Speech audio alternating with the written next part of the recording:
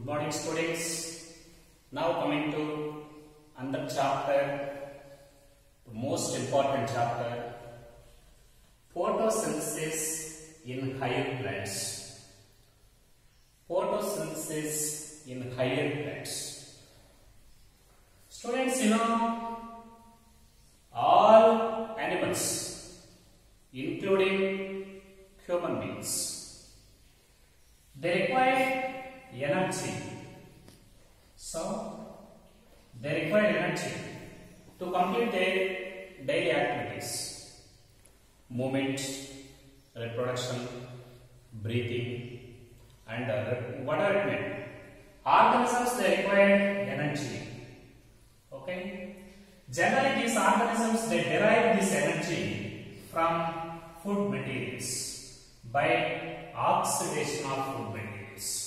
Anyhow, all animals, including human beings, they require energy. Such energies are derived from oxidation of food materials. So, food material is necessary. And actually, these food materials, all green plants, they prepare food materials by utilizing sunlight. They prepare food materials, that is in the form of carbohydrates, by utilizing sunlight and CO2. So, green plants mainly preparation of food materials by utilizing atmospheric CO2 and also light energy. So, in photosynthesis, light energy is converted into chemical energy. So, photosynthetic process, this is a physico-chemical process. Very, very important. Photosynthesis is a physico-chemical process. Actually, green plants maintain photosynthesis by absorbing atmospheric sunlight and CO2, and sunlight is converted into light energy. Light energy is converted into chemical energy. So that physico-chemical process. Similarly, this photosynthetic process, this is anabolic process. Why this is called anabolic process? Simple substances like CO2 and water constructed into large giant molecules of carbohydrates. In photosynthesis, the simple substances like water and CO2, they are converted into large macromolecules called carbohydrates. So that this is an anabolic process. Similarly, this photosynthesis, this is a constructive process. Why this constructive process? Simple molecules are constructed into the macromolecules like carbohydrates. At the same time, this is a reductive process. Why? Here CO2 is reduced into carbohydrates. Reductive process. But respiration is oxidative process. But photosynthesis is a reductive process. Similarly, this photosynthesis is a endergonic process. Okay? Photosynthesis is an endergonic process, but respiration is an exergonic process. What is endergonic process? This photosynthetic process, it requires some amount of external energy. It uses external energy, that is in the form of atmospheric sunlight. Energy consuming process. So that this is a endergonic process. Students, very, very important. Photosynthesis is a physico-chemical process, and this is anabolic process, constructive process, reductive process, endergonic process. So because it requires some amount of external energy, that is in the form of sunlight. Actually, this photosynthesis, sunlight is the main source of energy.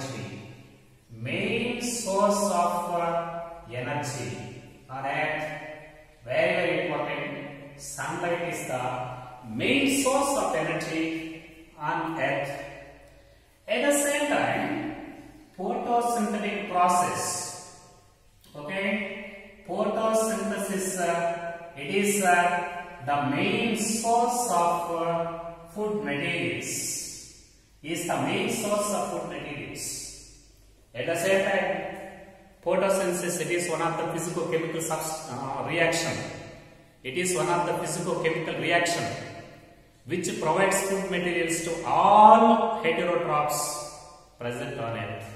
So, this photosynthetic process is the main source of energy, main source of food materials. This is the main source of food materials. Not only this is the main source of food materials, at the same time the photosynthetic process is also the main source of atmospheric oxygen. Main source of atmospheric oxygen. Main source of atmospheric oxygen. So, photosynthetic, this is the importance of photosynthetic process. Photosynthesis, it provides food materials to all heterotrophic organisms. And photosynthetic process, it is the main source of food materials on earth. At the same time, the photosynthetic process, it is the main source of oxygen in atmosphere. It is food providing, oxygen providing physico-chemical reaction takes place in green plants. Actually, during photosynthesis, simple substances are converted into macromolecules, so that this is anabolic process. The main raw materials for photosynthesis materials, one is sunlight, okay, one is sunlight and chloroplast, water and CO2. All these are the main requirements. These are the requirements for photosynthetic process in green plants. They are the raw materials, sunlight and chloroplast and water and CO2. They are the sources of main. They are the raw materials for the photosynthetic process in green plants. Similarly, this photosynthesis, in lower classes, some live experiments, some ugly experiments. There are some ugly experiments in previous classes that explains the importance of these sunlight and water and CO2 for photosynthesis. For example, one of the variegated leaf experiments. In one experiment, okay, in one experiment, for example, this is a plant, potted plant.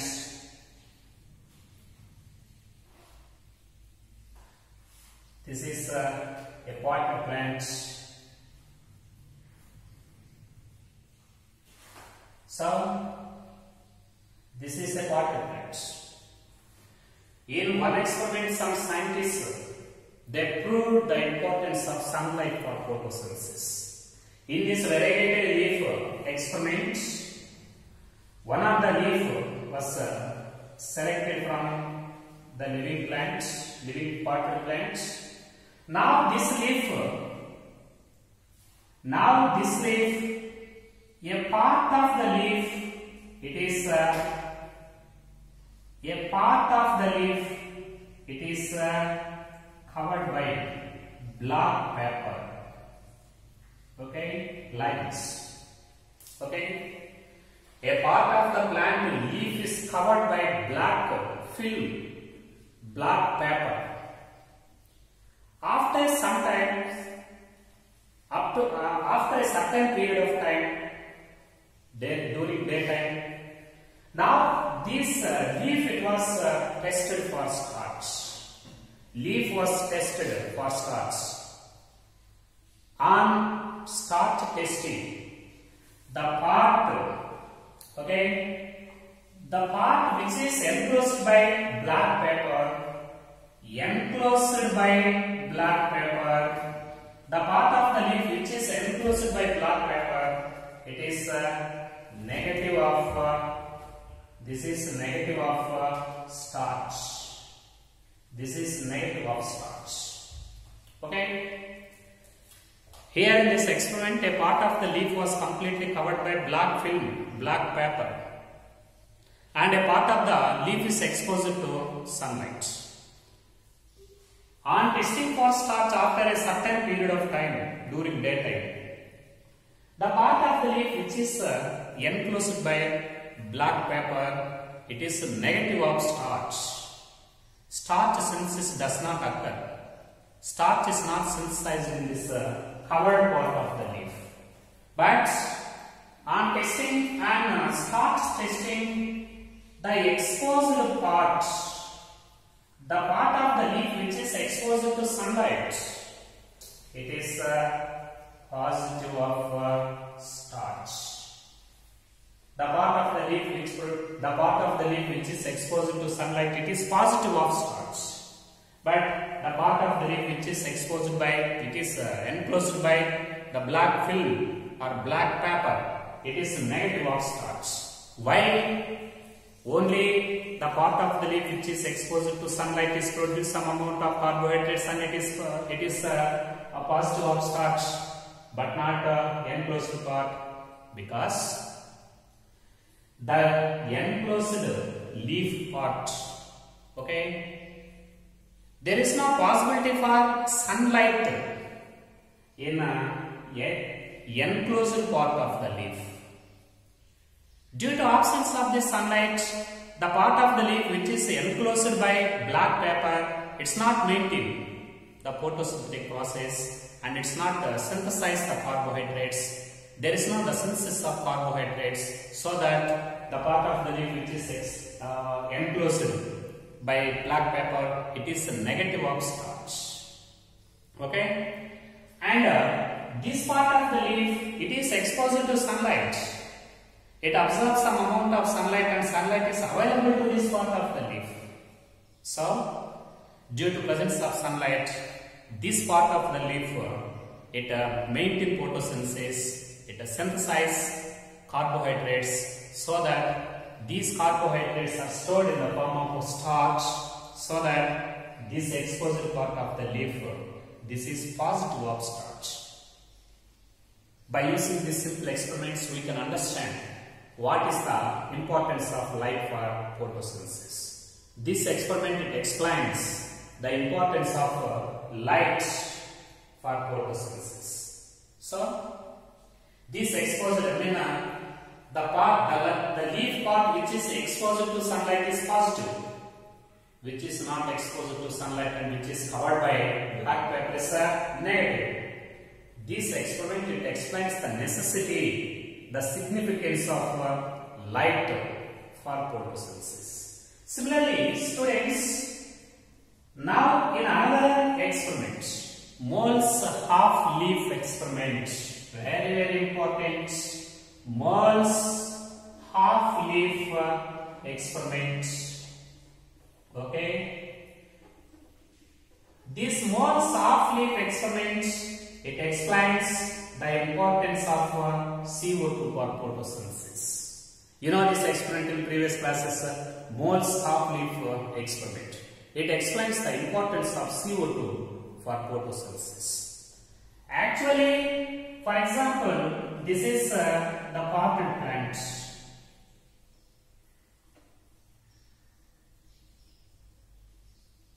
This is a living potted plant.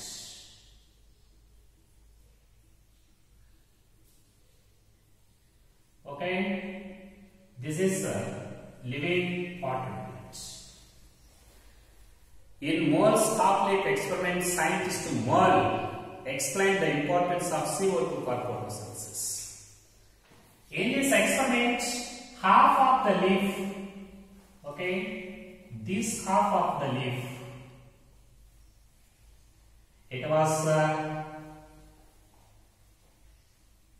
half of the leaf is inserted into the test tube.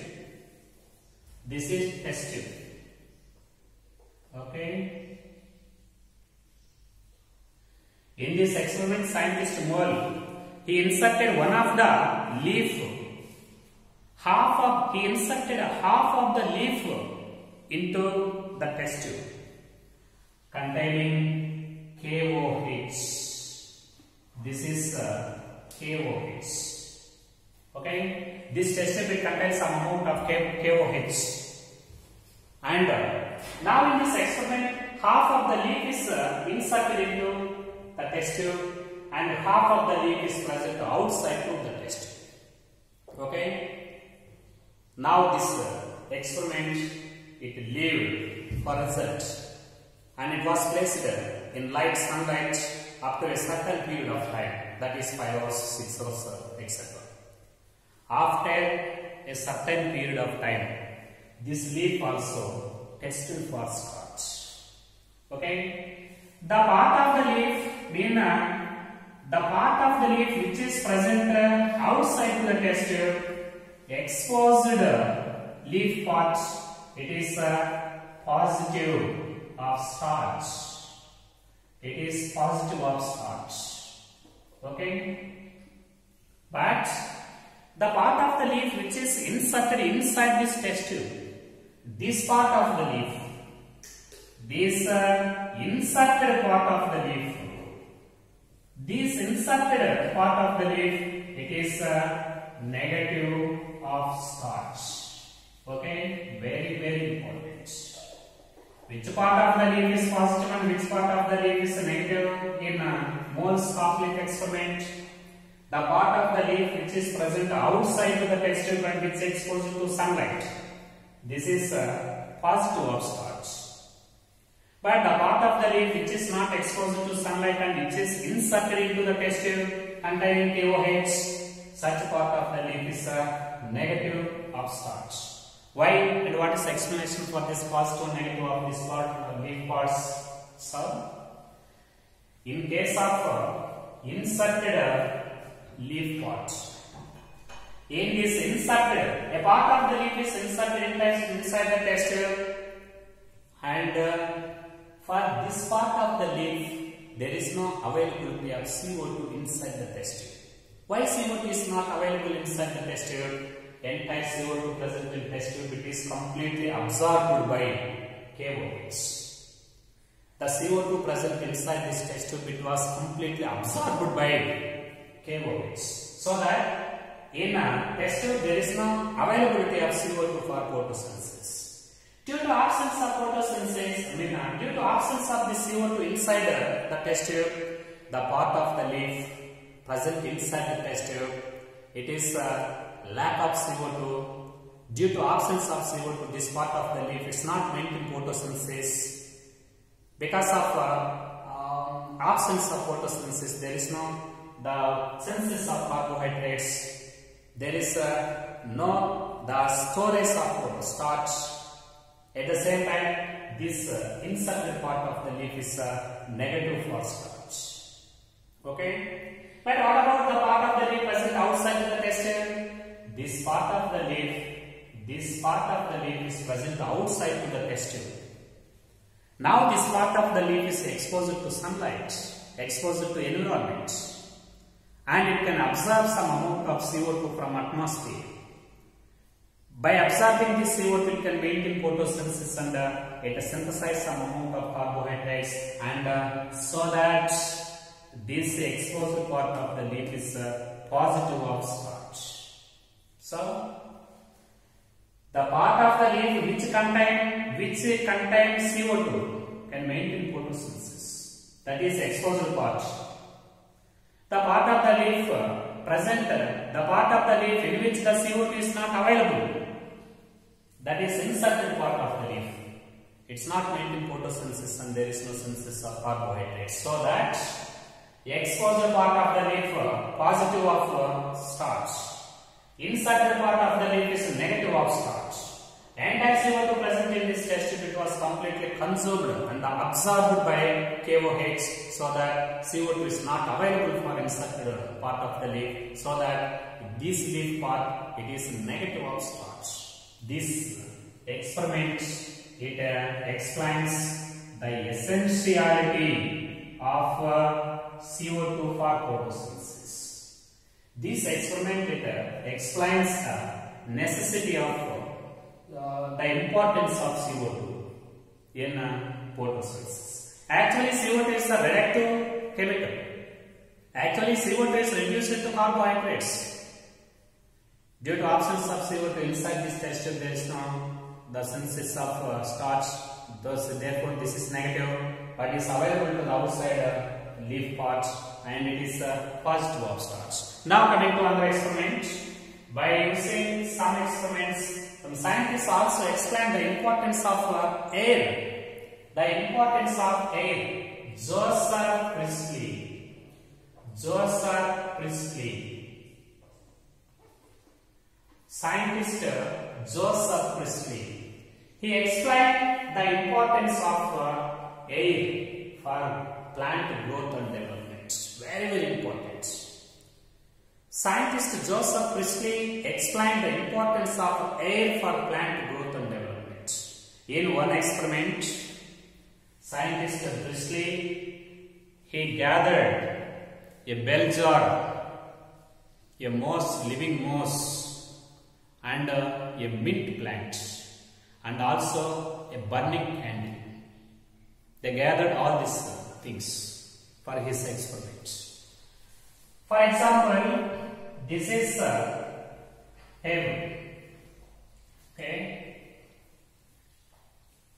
This is a bell jar. Okay. This is a table and bell jar. Scientist Joseph Priestley placed a burning candle inside this test tube. Placed a burning candle inside this bell jar. Okay, like this. This is a candle.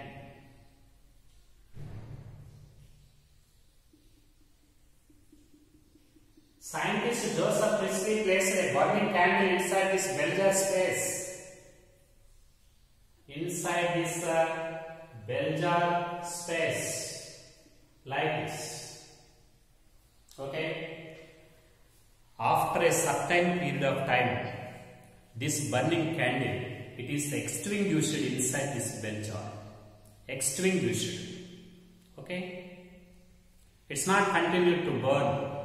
It was extinguished. Soon it was extinguished inside this bell jar space. Okay. So, scientist Joseph Priestley, he conducted a series of experiments, and he was also explained the importance of air for plant growth and development.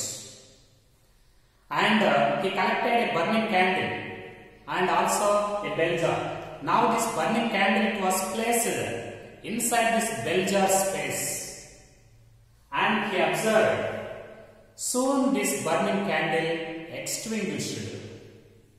Okay. In another experiment, this scientist also placed a living moss. A living moss. Okay. A living moss inside this bell jar space. This is living moss. Okay. Now in this experiment, a burning candle and a living moss rat, a living moss was placed inside this bell jar space. After a certain period of time, these moss suffocated inside. The moss died. Moss suffocated inside this bell jar space, and the burning candle also extinguished. So, these burning candle and the living moss, they are suffocated. Moss suffocated inside this bell jar space, and burning candle, it was extinguished inside this bell jar space. Okay. Okay. Now, in another experiment, scientist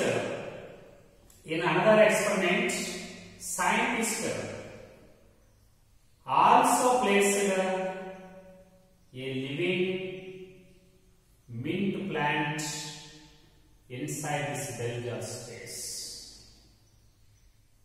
Mint plant. Scientists also place a mint plant inside this bell jar space in another experiment. Okay. Now there are three things. One is a burning candle. Two, living moss. Three, a living mint plant. Three, they are placed inside this bell jar space. Okay. Now, this candle continued to burn. Moss also stayed live. Okay. In the presence of a living plant inside this bell jar space, burning candle continued to burn. The candle continued to burn and moss stayed alive. Okay? Why? Why this candle and moss, they are alive in the presence of plant but not in the absence of plant? What is the reason? So, these scientists they concluded all this series of experiments that this burning candle and living moss, they breathe, they use some amount of gases present inside the bell jar space. Ultimately, these two leads to a damage in the air inside the bell jar space. Due to absence of this air, due to complete consumption of this air, this burning candle extinguished and moss suffocated inside this bell space. But why they can continue to live in the presence of plants? The gases which are damaged by breathing of animal and burning of candle, the gas which is consumed, the gas which is damaged inside this bell jar space is replaced by the living plant. Okay, the living plant replace whenever the gases are damaged by this living moss and this burning candle. Due to restore of these gases, this candle continued to burn and moss stayed alive. These plant to restore the gases whenever consumed and damaged by burning candle and the living moss. So, plants restore the air. So, plants, they are very necessary to restore the valuable gases. Okay? At the same time, scientist Joseph Priestley also discovered such a gas which is replaced by plant was discovered as, it was identified as oxygen. So, oxygen was discovered by Joseph Priestley in 1774. Oxygen was discovered by Joseph Priestley in 1774. The gas which is replaced by this living plant, it was identified as oxygen. So, burning candle and living moss, they use oxygen inside the bell jar space. After the complete consumption of oxygen, due to absence of oxygen, these moss died and burning candle extinguished. But in the presence of light, in the presence of mint plants, these gases, they are restored so that this candle continued to burn and moss stayed alive. This is the reason. Okay. At the same time, another scientist, Ingenhousz. Scientist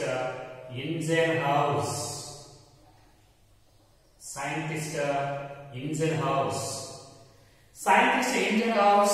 conducted the same experiments once in the presence of light and once in the absence of light. In the presence of light, once conducted these experiments in the presence of light, that is during the daytime, and once conducted these experiments in the absence of light, that is during the dark.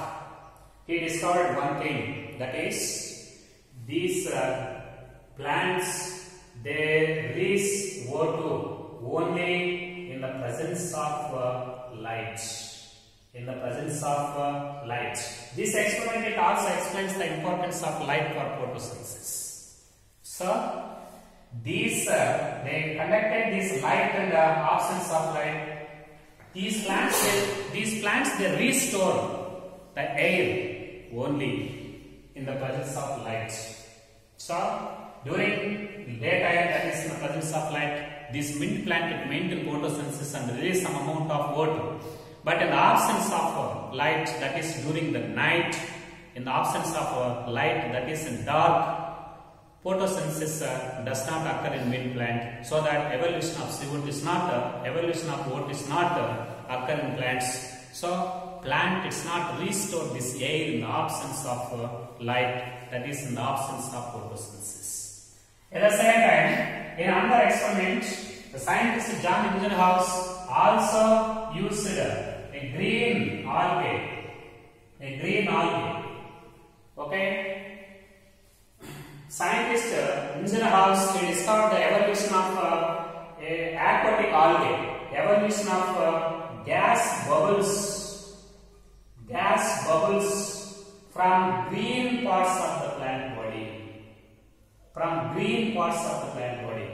Actually, this evolution of gas bubbles it occurs only from green parts of the plant body, but not from non-green parts. By using this aquatic green algae, scientists Ingenhousz discovered the evolution of O2 as gas bubbles only from the green parts of the plant body, but not from non-green parts. So that photosynthesis takes place only in the presence of green parts of the plant body. That is due to presence of chloroplasts in these green parts of the plant body. Okay, chloroplasts are present in these green parts of the plant body. So that this explains this experiment. It explains the importance of light for photosynthesis and as well as the importance of chloroplasts for photosynthesis.